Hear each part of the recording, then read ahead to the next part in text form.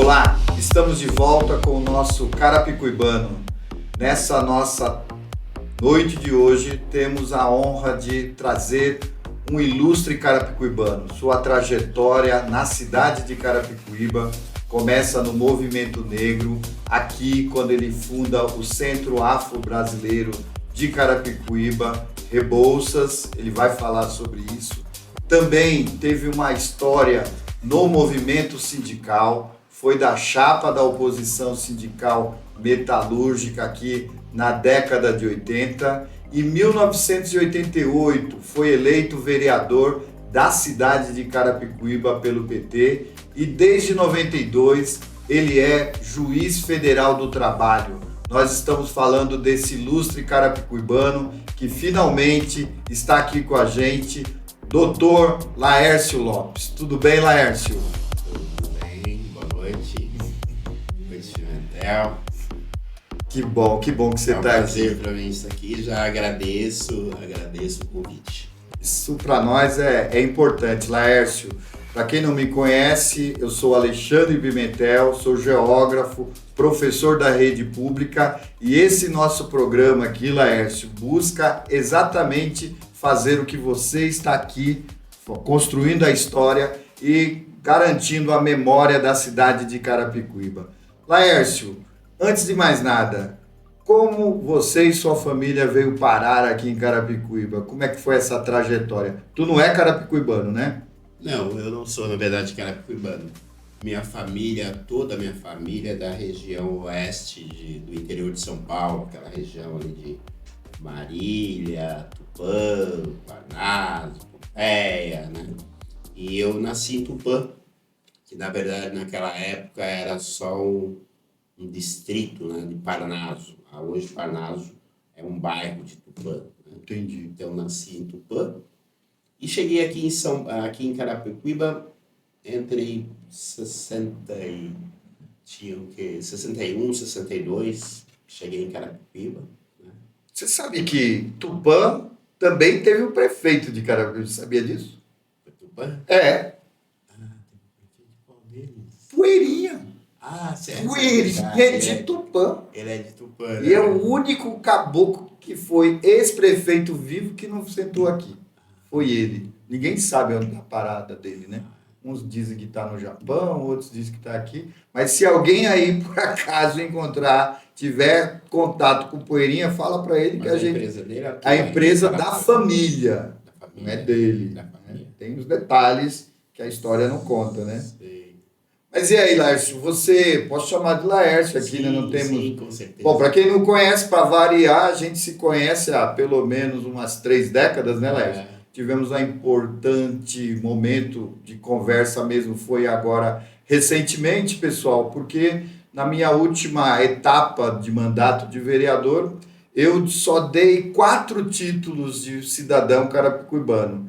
O primeiro foi para o João Paulo Cunha, né? Presidente da Câmara dos Deputados, amigo nosso, né? Metalúrgico, como você foi. Depois eu dei para o poeta Zé Francisco de Souza, multiartista.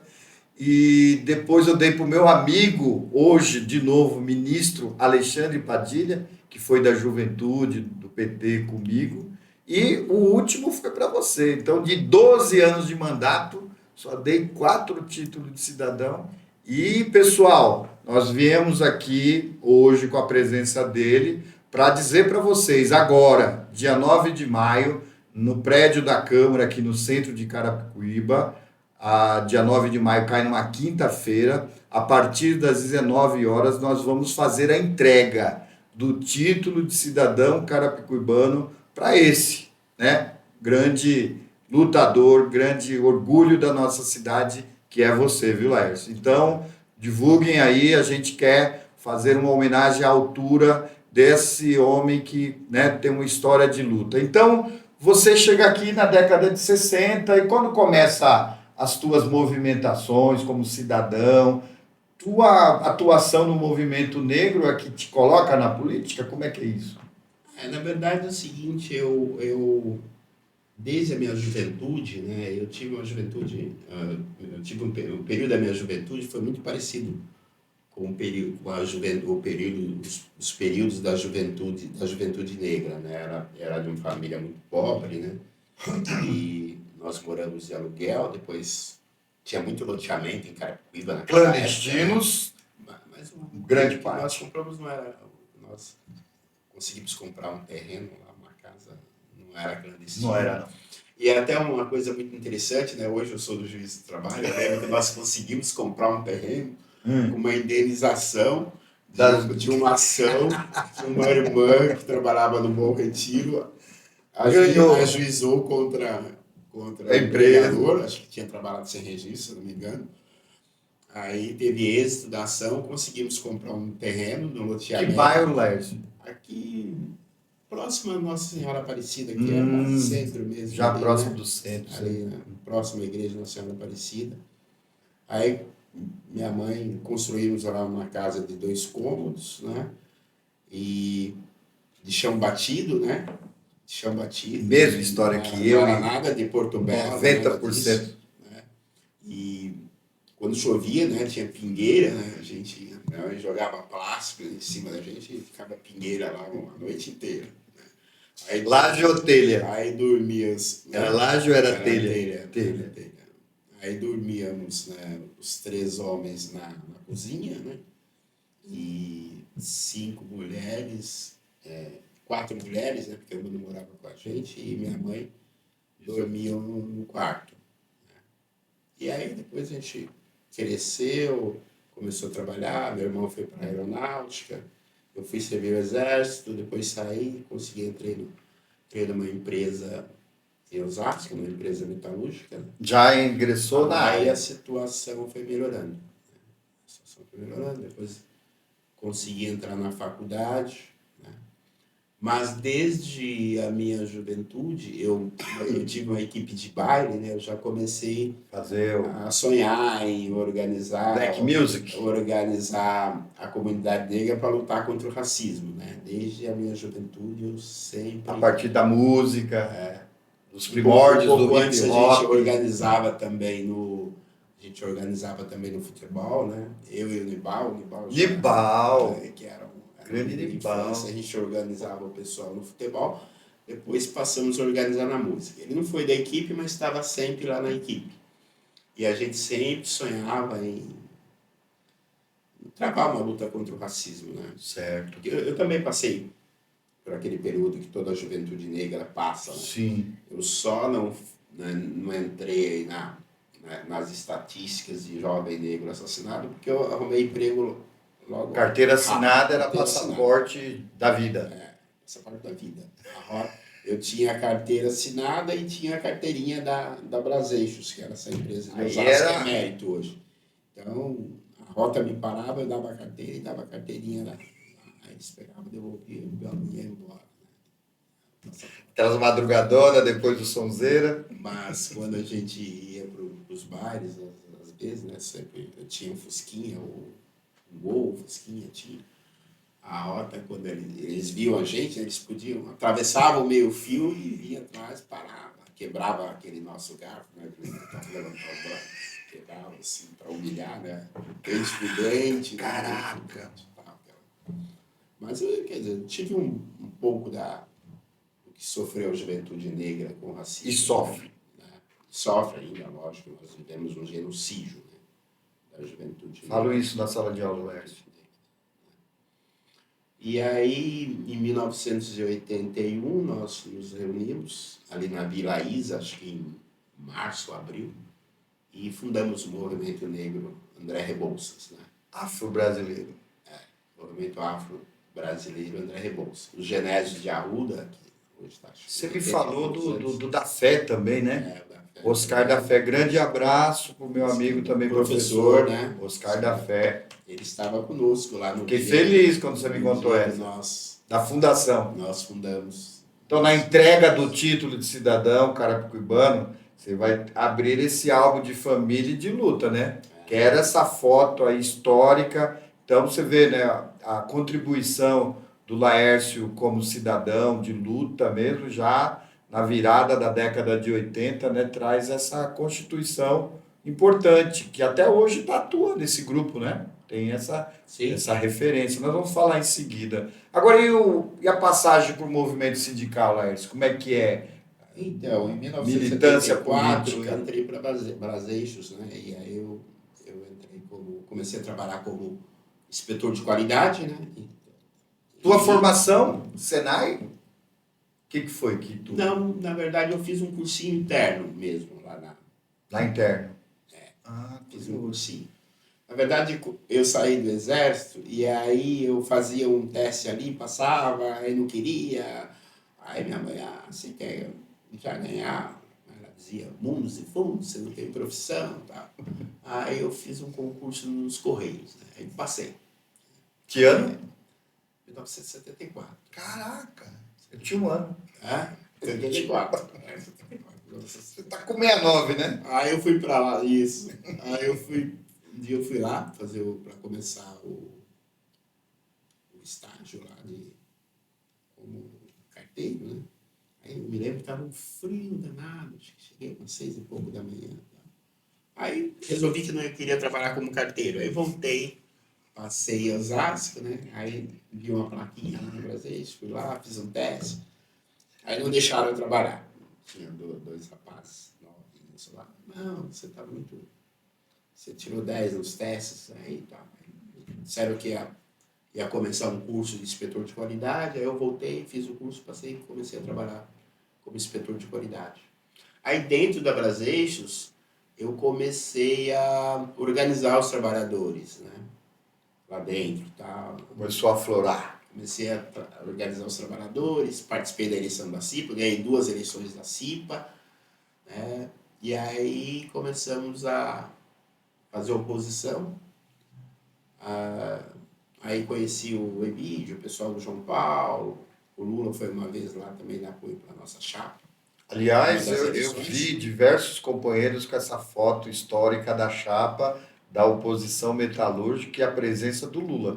Tu precisa garantir essa foto aí para a gente apresentar na entrega, para mostrar que essa tua trajetória não é qualquer brincadeira, né? Então, a nossa chapa, né, o João Paulo era um dos coordenadores, e tinha eu, né, o Emílio, que foi prefeito de Osasco, que você conhece muito bem, o Valmir Pracidelli, que foi deputado federal. E hoje é secretário executivo do ministro Padilha, que estará aqui na sexta. O Stanislau, Aqui em Carapicuíba, vem na sexta-feira. O Stanislau Zermeta, né, que é o sogro do Boulos, hoje sogro, né, do nosso companheiro. Então nós tínhamos uma chapa extremamente combativa. E os caboclo bom, né? Diretor de esporte, Joaquim Saraiva, lá do Piauí, foi candidato a governador pelo PSB. E tem um querido Sidônio, né? O que Sidônio era na chapa? Sidônio era maravilhoso. Ele ia ser o tesoureiro. Tesoureiro! Aí no dia da eleição, o João Paulo tirou o nome dele e botou o meu. Você tá brincando? Aí eu fui eleito e não deu nenhum pau, não. Não, porque ele era da chapa do João Paulo. O João Paulo achou que era mais prudente. Então tu foi candidato a tesoureiro? Eu pensei que era secretário-geral. Não, o secretário-geral foi o Stan. O Stan. Grande Stan.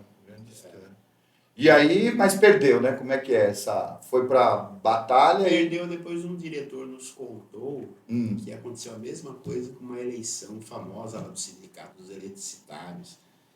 Eles botaram as urnas numa sala onde tinha ar-condicionado, só que eles tiraram o ar-condicionado e dava para entrar pelo ar-condicionado. Eles entraram e fraudaram. Um diretor me contou depois. Olha, você foi eleito vereador. Eu fui eleito vereador 3 vezes. Falando no jargão da esquerda, pela justiça burguesa eu fui eleito, você foi eleito.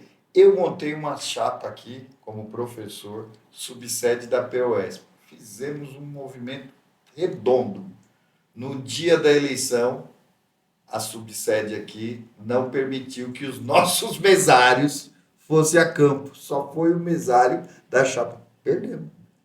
Você vê, no próprio movimento sindical tem gente que não contribui, né? Porque tem alguns estamentos sindicais eternos, né? Aqui, mas os metalúrgicos aqui de Osasco têm uma histórica de rotatividade, os metalúrgicos de São Bernardo, os bancários. A luta sindical tem 68, os metalúrgicos. 68, está na história do Brasil, né? Está na história do Brasil. Tem uma referência. História do Brasil. Eu tenho muito orgulho de ter participado. Eu sou fundador do Sindicato dos Trabalhadores do Sistema Viário de São Paulo, da CET, quando eu tinha 18 anos. Passei no meu primeiro concurso público, fui lá, ajudei. Não tem jeito, né? A gente nasceu para a luta. Mas e aí? Desse movimento sindical, o teu nome já vem como referência lá atrás do movimento negro, movimento sindical. Como é que foi essa chegada à Câmara Municipal? Conta para nós. Eu era militante eu era militante do PT, e dentro do PT eu era militante da DS. Democracia Socialista. Eu vi até o Cunha Lima dizendo que ele já foi da DS. Mas eu fui mesmo militante da DS. Tinha lá codinome, inclusive, né? Nem posso falar. Olha que louco. Tive o codinome e tal. Na década de 70 ou 80? Não, eu participei. Você começa. Em 8. Que a DS existe antes do partido, né? Enquanto tendência já existia. Eu acho que já existia antes da fundação. Entrou no partido, né? Mas uma coisa importante, quando eu fui vereador, quando o Florestan foi candidato a deputado constituinte. 86. Eu peguei um gol que eu tinha, né? Blotei de gente e cheguei lá. Aquele que o Joaquim falou? Aquele prata? Cheguei lá no comitê do Florestan. Tem aquela desconfiança, parece que quase natural da política. Mas eu acho que primeiro o rapaz que estava lá, como chegamos em 5 negros, né? E acho que só tinha uma mulher, que era minha namorada, era minha esposa, ele ficou desconfiado, né? Acho que a primeira vez ele pensou que a gente ia assaltar, né? Depois nós falamos, viemos apoiar o Florestan, né? Eu acho que é a segunda desconfiança dele, que era pedir dinheiro, né? Para fazer campanha, né? O Brasil. Porque o Brasil é assim, né? Sabe como é que funcionam as coisas. Mesmo com o mestre Florestan publicando tanto trabalhos essenciais, né? Aí conversamos, perguntamos quem é que estava apoiando o Florestan, sabe? Tinha uma escolas de capoeira, né? Centros, né? Candomblé, banda e tal. Tinha muita gente apoiando o Florestan. Aí eu me lembro que a gente estava saindo e ele não tinha dado material ainda. Vai dar material para a gente fazer campanha? Sim, legal. Aí deu material, aí ele falou, tal dia o Florestan, o professor vai estar aqui, né? Tal. E aí nós saímos, né? E acho que o Florestan ficou fascinado com aquilo, né? Nós fomos lá, não pedimos dinheiro para a campanha. E foi levar o material. Aí ele, por grato, veio 2 vezes fazer uma palestra aqui pra gente, no movimento, e depois veio apoiar o Robson. Aí ele chegou aqui, veio apoiar o Robson, Florestan. Pessoal, quem não conhece o professor Florestan Fernandes, foi professor da USP, foi um trabalho extraordinário.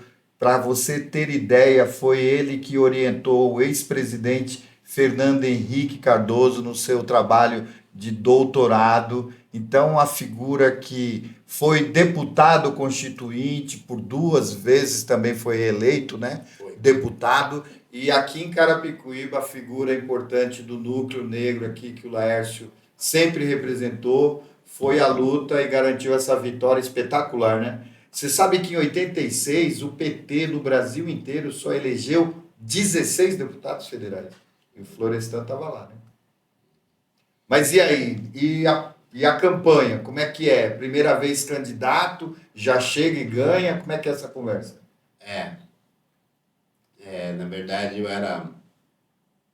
No movimento negro, eu era muito conhecido em Carapicuíba, né?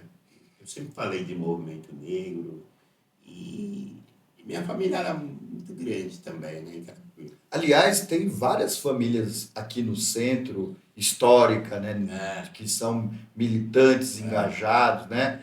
Conheço aí vários aí. A gente pode falar do Marquinho, né? Toda a família Silva, né? Marco Antônio Silva, doutor em ciências sociais pela USP. Minha querida amiga Márcia, né? Márcia Silva. Adoro de paixão. Beijo.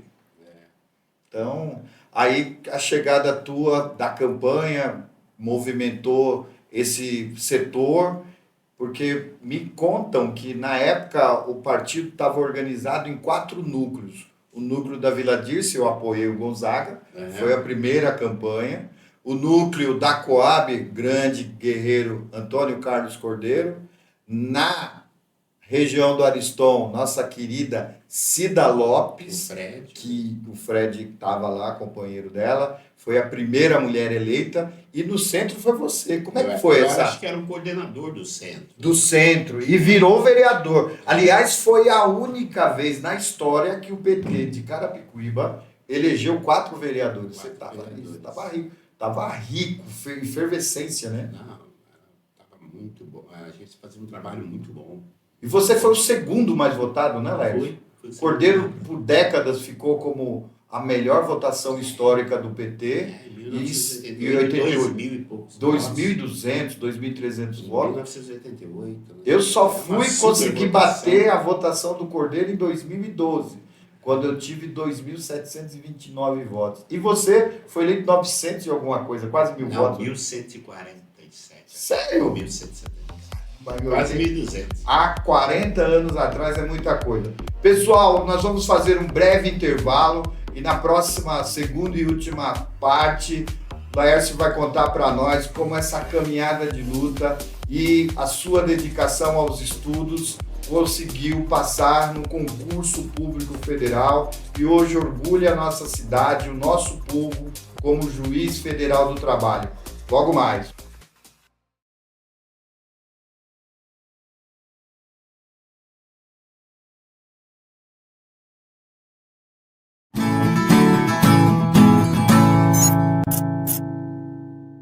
Estamos de volta aqui com o nosso Carapicuibano, aqui nos estúdios da OAB Carapicuíba, com a presença do nosso ilustre presidente, Dr. Paulo Kiss, que a gente agradece mais uma vez, e a OAB, junto com o nosso programa Carapicuibano, tendo a honra e alegria aqui da presença do nosso grande, ilustre juiz federal do trabalho, Dr. Laércio Lopes. Laércio, como é que foi essa vida? Como é que você foi trilhar aí? Você entra na faculdade de Direito? Que ano? Que lugar? Como é que é essa trajetória acadêmica tua? Deixa eu falar. Antes de falar nisso, eu queria falar um pouquinho. Você falou que quando foi vereador, você entregou acho que 4 títulos. 4 títulos, então, apenas. Quando eu fui vereador, muito eu bom. Fiz apenas uma propositura. Olha só, pessoal, o que ele vai falar para nós. Conta aí, Laércio. Apenas uma propositura de título. Una. E nós do PT sempre votamos contra todas, né? Aí abriu-se a sessão. Eles falaram, nós vamos votar contra. Vocês sempre votaram contra. Mas era para o Nelson Mandela. Aí nós começamos o debate. Né? Os debates e tal. Eles, vocês sempre votam contra, não sei o quê. Nós vamos votar contra. Todo mundo contra, você não tem 4 votos só. Aí eu falei, né, com a relator da propositura. Sim. A Cida falou. O Cordeiro falou. Aí veio o Gonzaga. O Gonzaga fez um discurso maravilhoso. Sério? Nossa. Pena que não gravava, os caras né? quase choraram. Ele começou falando, nós vamos... Ele é historiador, né? Vocês vão negar um título para alguém que não teve a cidadania reconhecida no seu próprio país, né? Que não é um cidadão da África do Sul, mas é um cidadão do mundo, né? 27 anos no Chilindró. 27 anos preso. O cara é uma vida, né? Ficou uma vida na cadeia. Ele já estava solto na propositura, Laércio? No momento da discussão, ele já estava solto. Já estava para vir em São Paulo. Eu fui contigo. Eu lembro, nós fomos lá no Pacaembu, não era essa? Depois do discurso dele, unanimidade. Foi concedido. Que lindo, olha, pessoal. E eu tive a honra de entregar o título para ele. Agora eu vou fazer uma pergunta perigosa aqui. Laércio, conseguiu a foto tua com o Mandela ou não? Perdi a foto com o Mandela. Não, o Laércio me contou. O João Paulo estava no mesmo dia, ele entregou alguma coisa para o Mandela também, tirou uma foto, eu me lembro. O João Paulo. Eu vou ligar pro João Paulo, hein? Ele até já exibiu. O João Paulo guarda bem. O João Paulo, trabalhei com ele. O João Paulo mas guarda a minha bem. acho que ele não tem. Não, vou mas perguntar. eu vou tentar recuperar. Vou Lá ligar na CBL. pro João Paulo. Você toma nota, hein, Diego? Tome nota aí. Na CBL Legislativo. Quero ver se ele vem aqui para entrega, né? Metalúrgico, Tentar metalúrgico, né? É. Vai ver que ele vem. Então tá aí, ó. Mais uma importância para a gente registrar aqui no nosso Carapicuibano. Então, Laércio Lopes teve um momento da cidade de Carapicuíba entregando. Então, na memória de Nelson Mandela, líder mundial do povo negro do mundo, cidadão do mundo, tem lá a entrega do título de cidadão carapicuibano na história do mundo. Laércio, pelo amor de Deus, agora até eu fico com inveja. Muito bom, muito bom. Mas no nosso tempo aqui é curto, a gente vai ver o que dá para Mas esticar. assim, a minha trajetória. Hum, Eu trabalhava na Braseixos, né? Eu era metalúrgico. E quando você está dentro de uma atividade, você não pensa muito fora, né? Então, como eu sempre gostei de matemática, ganhei um prêmio de matemática sério? no primário, ganhei um prêmio de Cabra bom. matemática e até assisti uma aula do Scipione, que era o bom da época, né? Não sei se você já ouviu falar. Sim, É mais novo. claro que lembro. Mas Mas eu sou professor. Eu e uma japonesinha assistimos uma aula do Scipione. Sério? Como nós dois somos os primeiros lá em matemática. Uma- na sala. Dono da editora também, né? Hã? Tinha editora tá com esse nome também, né? Então eu pensava em fazer física, né? Fazer física nuclear, não sei o quê. Atômica. Porque eu adorava, né? Essa- No setor de projetos também, tinha uns cálculos de diametral pitch lá, né? Então eles botavam para fazer esses cálculos, né? Aí eu fazia os cálculos na mão, né? Na mão, aí depois eles levavam lá para o outro setor e botavam lá numa máquina para ver se tinha que dar 5, 6 casas depois da vírgula. E eu sonhava em fazer física, né? Aí comecei a fazer matemática na Teresa Martin, uma faculdade que tinha acho que em Pirituba, né? Zona Norte. Zona Norte de São ali, Paulo. em cima da Marginal ali. Comecei a fazer matemática. Aí depois que comecei a atuar na oposição metalúrgica, um companheiro que trabalhava comigo na Braseixo, o Osmar. Eu lembro do Você lembra Osmarzão. do Osmar? Putz, fui na casa Então, dele lá em Itanhaém. Eu fui eleito cipeiro e ele foi eleito suplente de cipeiro. Só que o titular faltou acho que em 2 reuniões. Então aí ele participou de 2 reuniões, depois foi mandado embora para o Justacal. Aí o advogado entrou com a tese de que de 3 reuniões ele havia participado de 2, ele havia adquirido a condição de titular. Aí o juiz acolheu a tese e o reintegrou. Aí eu comecei a pensar em fazer direito. Vamos. É aqui que tá. Comecei a pensar em fazer direito e entrei na FMU em 1982. 82. Aí me formei em 86 e passei no concurso. 90. Montei um escritório da advocacia em Carapicuíba. Eu lembro, né? Lá atrás do diretório. Era isso, era no diretório. Eu ainda fui lá Meu te primeiro cumprimentar uma escritório foi lá. vez. Eu já estava no movimento estudantil, tu era vereador. Foi lá. Eu fui lá, acho que você já estava já aprovado no concurso. Já. E aí, em 1993, eu passei no concurso. Em 97, eu entrei no mestrado da PUC. Né? Defendi em 2002. Então tu é hoje mestre Em Direito do Estado. Direito do Estado. Direito do Estado. E olha só, pessoal, você está achando que o nosso camarada aqui parou? Nesse momento, conta aí para nós, Laércio, você está fazendo o quê? Doutorado, é isso? Estou fazendo doutorado. Doutorado. Em Direito Constitucional. Cara, o cara não para nunca. E ó, tem um detalhe, viu? Nos bastidores aqui ele me contou que também está fazendo curso de alemão. Eu já passo alguns anos. Já faz alguns anos. Estou no intermediário, acho. Meu Deus. Escrevi um livrozinho sobre terceirização. E eu vi, há uns 2, 3 anos atrás, estou lá lendo a Folha, né? Um bom brasileiro não para de acompanhar. Está lá no Domingão, no Tendências e Debates, o artigo do nobre juiz federal Acho Laércio que Lopes. na época da pandemia. Da pandemia, foi isso mesmo. Está lá um artigo, o maior jornal de circulação do país, é só isso. Muito bom, é orgulho, muito, muito legal. Agora, como é que é esse mundo do judiciário aqui? Porque Eu antes, evidentemente, de fazer a entrevista, fui dar uma conversada com o Laércio. Tu me contou que nesse período, década de 90, apenas 3% dos juízes do Brasil, juiz federal, eram negros, pardos. Como é que é não sei, talvez eu vou apanhar aqui o presidente da OAB tá aí. Como é que é essa casta aí, né? Hoje, o que era e como que está hoje a presença negra na magistratura brasileira? Eu acho que a presença negra na magistratura faz parte desse conjunto de ascensão que o negro está tendo no Brasil. Eu acho que o mais notável foi na educação, Sim. a educação universitária.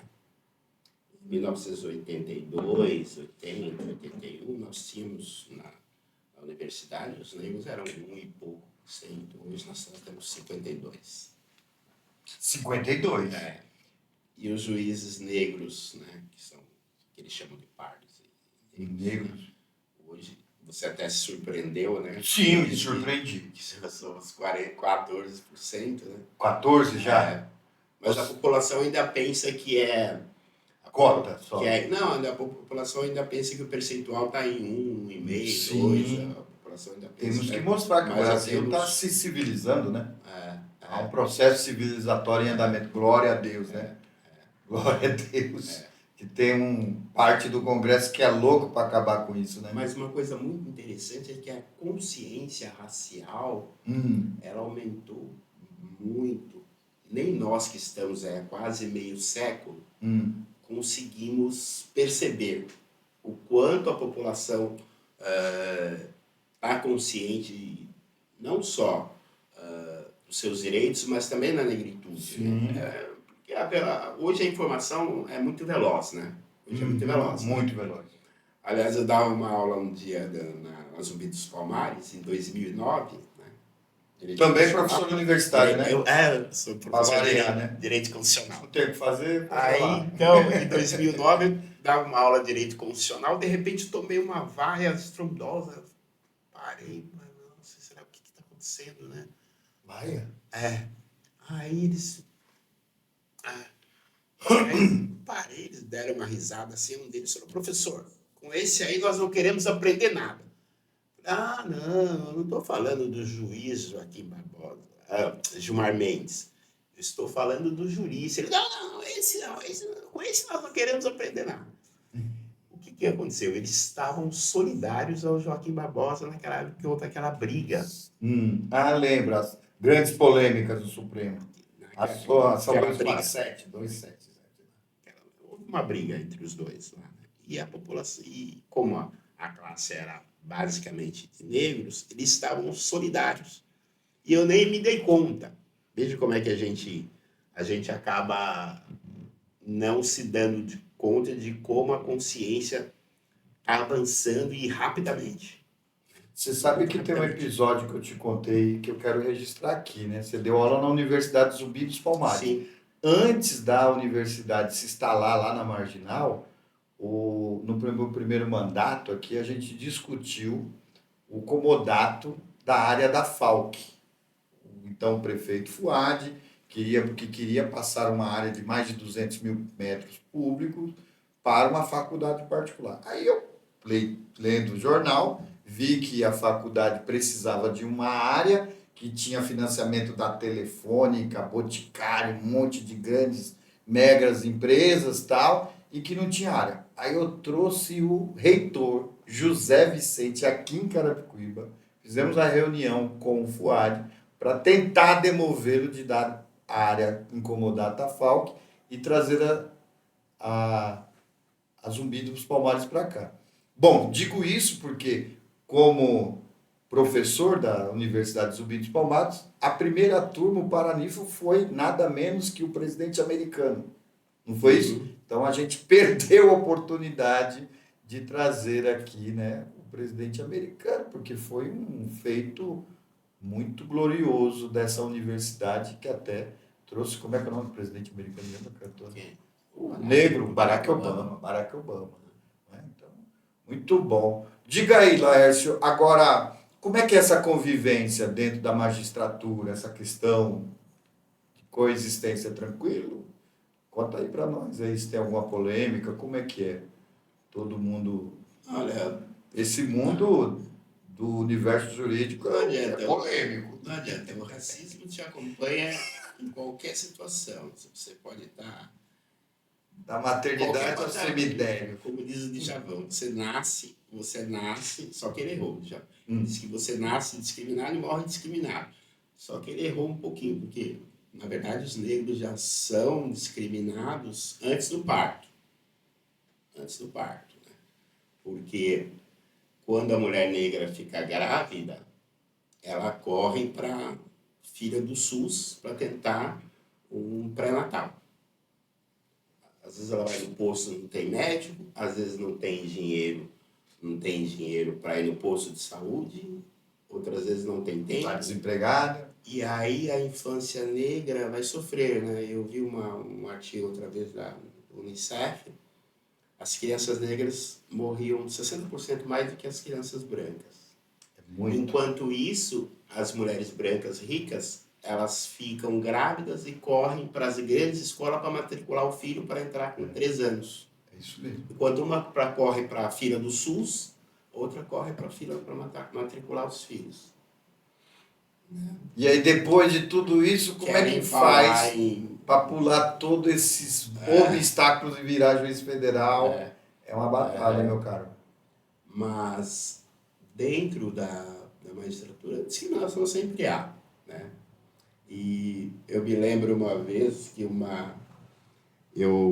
assim que eu passei no concurso, de vez em quando eu estava aqui no Fórum Trabalhista de Carapicuíba, né? Porque alguns funcionários, servidores aqui eram meus colegas concurseiros, né? Aí chegou uma juíza muito antiga, ela estava quase sendo promovida a desembargadora.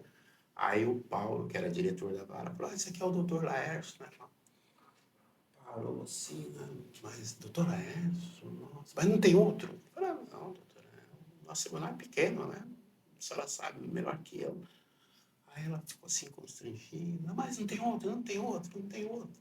Até o secretário do Poeirinha, que era aquele... Eu lembro. Estava do lado, né? E ficou todo mundo meio constrangido, né?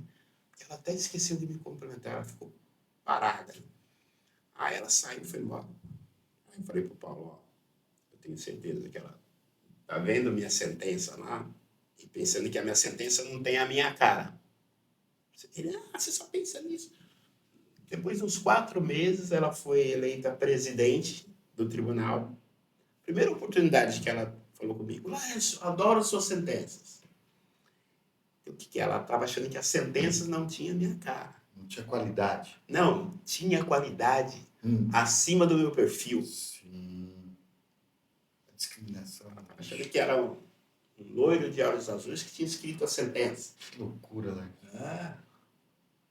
Ela falou: adoro suas sentenças. Mas ela ficou surpresa quando ela soube que era eu, Laércio.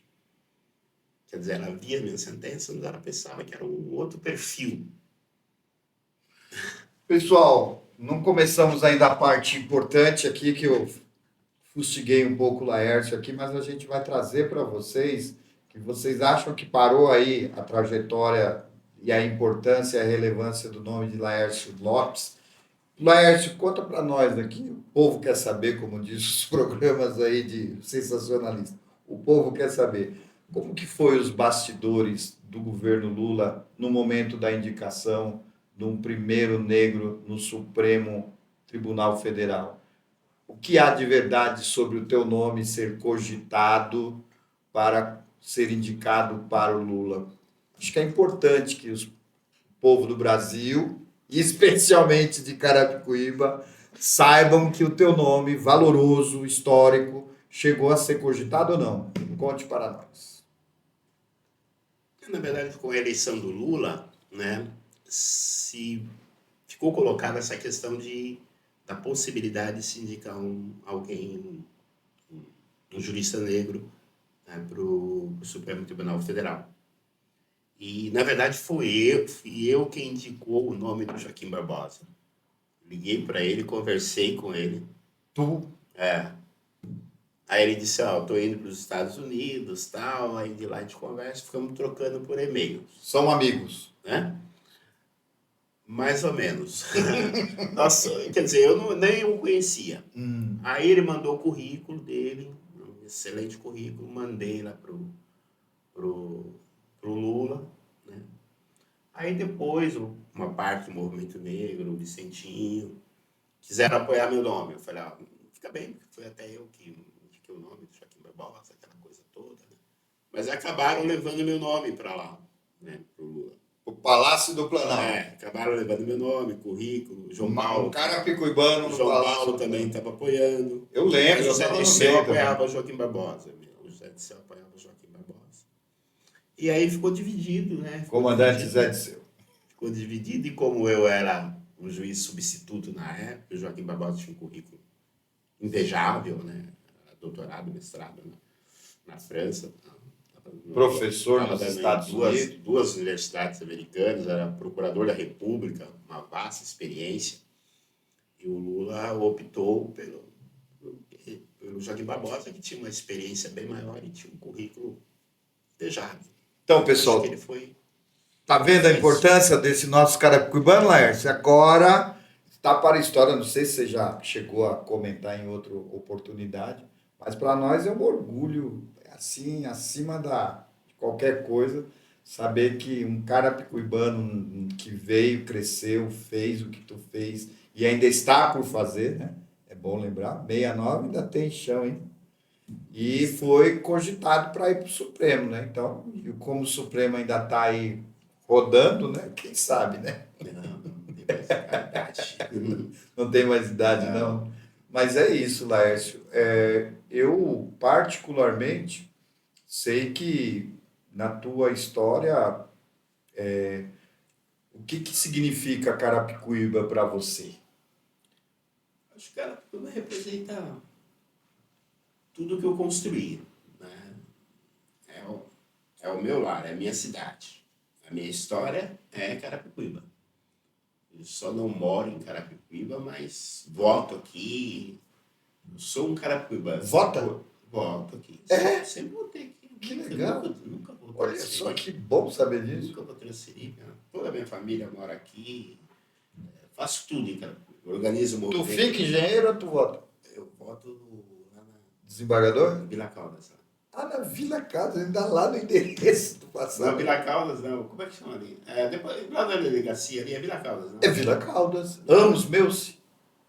Vamos Anos meus, olha só, que legal. Eu me lembro quando ele foi prefeito aqui, né? Você lembra, né? Lembro quando ele foi prefeito, sim. Voto lá. Desgrila.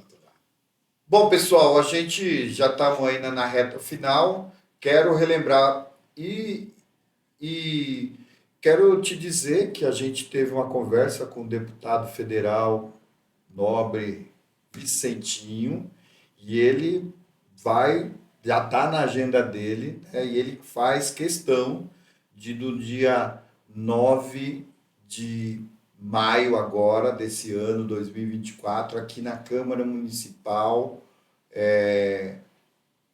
a entrega desse título. Eu, particularmente, né, são outros tempos, né, nossa geração é um pouco diferente, mas eu acho que, putz, hoje eu faço algumas reflexões de alguns, não vou falar aqui, né? Mas, poxa, eu acho que faltava esse título para você, porque, poxa vida, eu que agradeço a Eu oportunidade. agradeço você ter feito a propositura.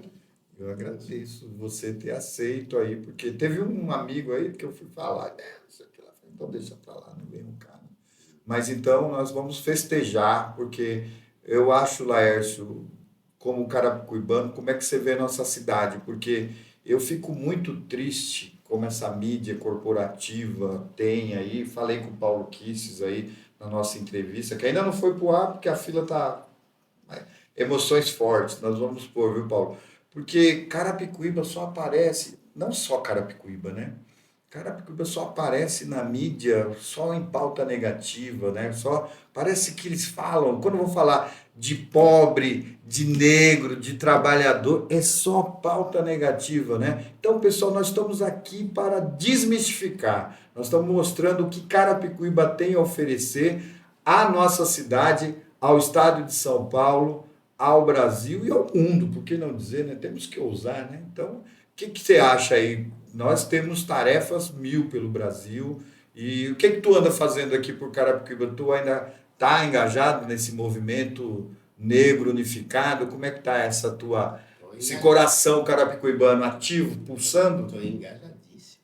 Que lindo, fico muito feliz. Em 2021, eu rearticulei o movimento negro unificado. Eu e a Eliana rearticulamos. A Eliana lá do Frangão, do negócio, isso, ela manda todo dia, eu vou comprar lá, viu? Como é que é o nome dela? Vou fazer uma propaganda aqui, né, companheira lá, né? Tá lá com um frango frito lá, muito interessante, quero experimentar, grande Eliana. Essa questão de Carapicuíba que você falou, é verdade, a gente precisa desmistificar. Uma vez eu cheguei da Bahia, quando era juiz lá, tomei um táxi, aí eu acho que o cara já ficou apreensivo, né, porque ele falou Carapicuíba. Quando ele chegou no centro ali de Carapicuíba, ele falou, aqui é Carapicuíba? Eu falei, é Carapicuíba. Nossa, a cidade é bonita. Eu pensei que eu fosse ficar entrando em vielas, não sei o quê, logo no centro, não sei o quê. Não é? Aí eu morava ali perto da nossa área, ele foi lá, quando eu só batia, ele ficou impressionado. Não, vou te contar uma. Porque colocaram essa fama para Carapicuíba, né? Não, para a periferia. Para a periferia. Você pega lá em Itaquera, sempre foi a mesma coisa. Acha que nós, periféricos, negros, trabalhadores, somos cidadãos de segunda categoria, entendeu? Vou te contar uma para encerrar o programa. Nós, quando estivemos na Secretaria de Desenvolvimento Urbano e Habitação, você sabe que eu tive a honra de coordenar o plano diretor aqui da nossa cidade. A primeira política urbana da cidade só veio ocorrer depois de 50 anos. Então, veja só, aí veio alguns técnicos, engenheiro, arquiteto e tal. Aí eu montei equipe, lá no final do primeiro mês de trabalho, o povo vem procurar. Secretário, eu não estou encontrando nada sobre Carapicuíba. Fui na USP, fui na PUC, não tinha estudos sobre Carapicuíba. Estudo, ciência. Porque o capital, esse modelo capitalista perverso, só pensa no lucro. A periferia é o lugar onde moram os pobres, né? A grande maioria dos trabalhadores negros, e aí vai, não tem estudos. Então, agora que está surgindo parcos trabalhos para entender a periferia, a população negra, os excluídos, e aí vai. Laércio, faça suas considerações finais, querido. Não tem jeito. Queria só agradecer mesmo você ter feito aquela propositura, ter me convidado hoje, né? E é sempre bom relembrar um pouco dessa nossa história de lutas em Carapicuíba, da sua luta como vereador em Carapicuíba, né? E eu acho que a gente precisa reverter esse quadro realmente do como Carapicuíba é vista. Como Carapicuíba é vista, né? Isso aí vem em prejuízo à população, em prejuízo à história da cidade, né? Eu acho que esse seu programa, acho que ele tem essa perspectiva, esse compromisso, né? De resgatar Carapicuíba, né? A história de Carapicuíba. Então, eu agradeço muito. Camarada, nós vamos fazer. É um prazer aqui falar. Esse seu pedido, esse pedido seu, nós estamos fazendo na prática. Por isso que você está aqui, porque você tem Carapicuíba no coração. Muito obrigado, guerreiro. Nós orgulhamos muito da tua história. Pessoal, vamos compartilhar e colocar na rua, mostrar que a periferia é forte, é grande, é guerreiro. Estamos mudando Carapicuíba, o Brasil e o mundo. Obrigado, Laércio. Obrigado. Até a próxima, gente.